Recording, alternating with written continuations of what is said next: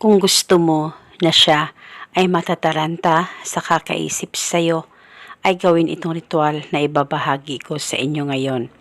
Lalong-lalo na ikaw ay hindi na iniisip o hindi na pinapalagahan pa ng partner mo.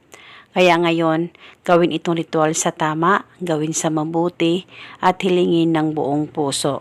At itong ritual ay pwede mo gawin sa kahit na anong araw o oras na gusto mo. At dapat palagi kang positibo at 100% ang paniniwala mo sa mga ganitong pamamaraan. Una, ang gagawin mo lamang, kumuha ka ng isang baso at lagyan mo ito ng malinis na tubig. At pagkatapos ay hawakan sa dalawang kamay mo ang baso, ilapit sa baba mo, mag-focus at mag-concentrate ka at ibulong mo ang mga salitang ito. Pangalan at apelido, sa kapangyarihan nitong tubig, ikaw ay matataranta sa kakaisip sa akin kung nasaan ka man naroon ngayon. Ibulong mo lamang ito ng 3 beses.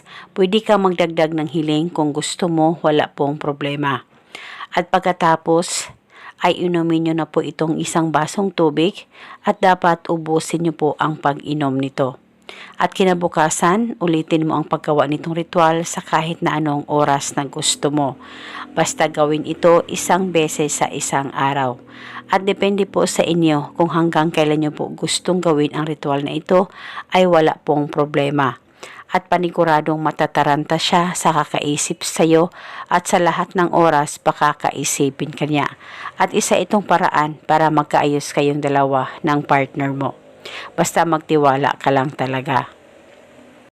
At eto muna sa ngayon, maraming salamat po sa panonood. May God bless us all.